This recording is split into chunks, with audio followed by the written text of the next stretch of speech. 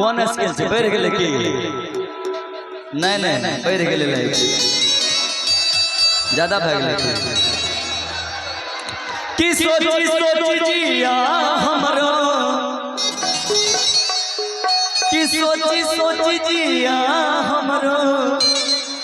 काहे घबराता दरोगा जी हो दरोगा जी हो 4 दिन से पियवा दरोगा जी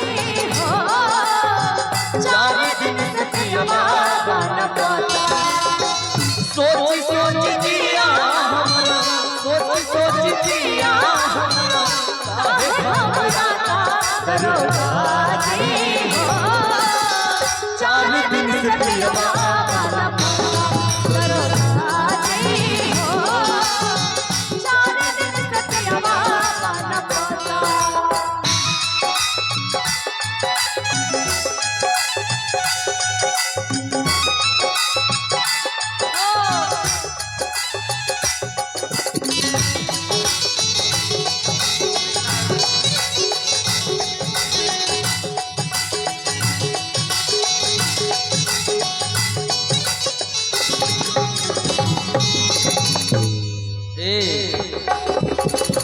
शहर में खोजनी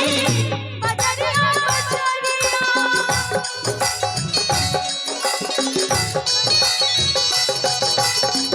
शहर में खोजनी बजरिया बजरी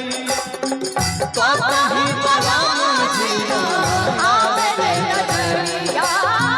तो कहीं बलाम जिया आवे नजरिया केतनो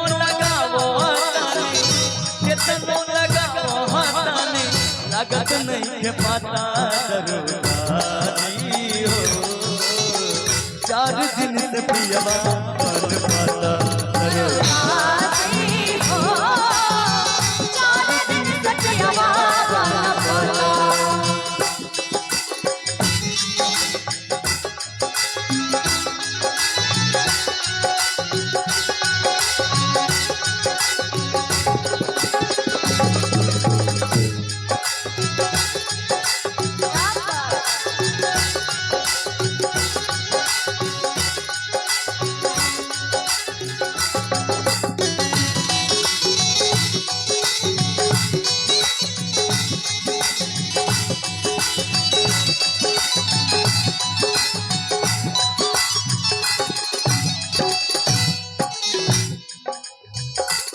किनारी मोटी रहुआ सोहती बिचारी अपना बलम के कैसे बिचारी अपना बलम के कैसे बिचारी रंजीत भैया मुर्गी मारना है कैसे लिखिनारी मोटी रहुआ सोहती बिचारी अपना बलम के कैसे बिचारी अपना बलम के कैसे बिचारी लागता कि सैया कैले काल काटा दरोगा जी हो 4 दिन से पियवा दरोगा जी हो 4 दिन से पियवा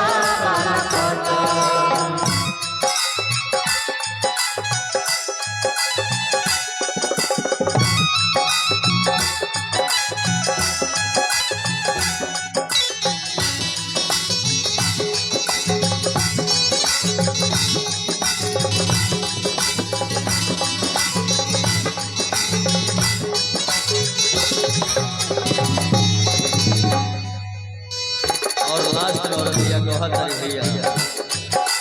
औरतिया अपनी वियोग में बड़ी और कहतरी ए दरोगा का कही 4-5 दिन से नजरे नहीं किया बस कहां भुला गल हमर पति कहत